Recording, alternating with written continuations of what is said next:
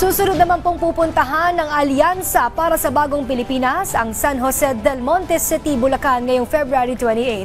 Sasadyay naman nila sa mga susunod na araw ang ilang vote-rich provinces at ilang kandidato ng Alyansa umikot naman sa ibang bahagi ng bansa. Si Mela Las Moras ng PTV para sa Balitang Pambansa.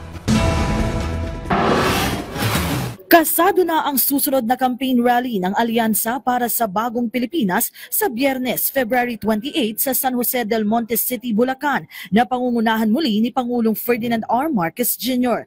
Dito'y personal niyang ikakampanya ang mga pambato sa pagkasenador ng administrasyon sa Hatol ng Bayan 2025 kabilang na sina dating DILG Secretary Benhur Abalos, Makati City Mayor Abby Binay, Senador Bong Revilla, Senador Pia Cayetano, Senador Lito Lapid, Senadora Amy Marcos, Senador Francis Tolentino, Congressman Erwin Tulfo, Congresswoman Camille Villar at ang mga naghahangad magbalik Senado na sina Manny Pacquiao, Panfilo Lacson at Tito Soto.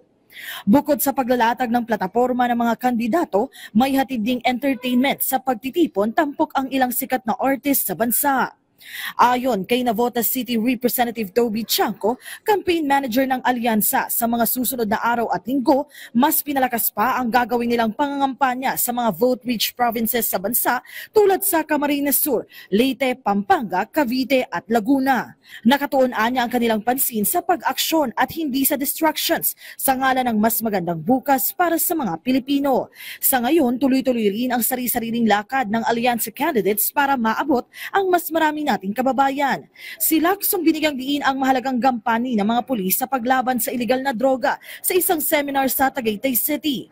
Nakisalamuha naman si Villar sa mga barangay leaders sa General Trias, Cavite at ipinunto ang importanteng papel nila para sa ibayong pag-unlad ng bansa. Mula sa PTV, Mela Las Moras para sa Balitang Pambansa.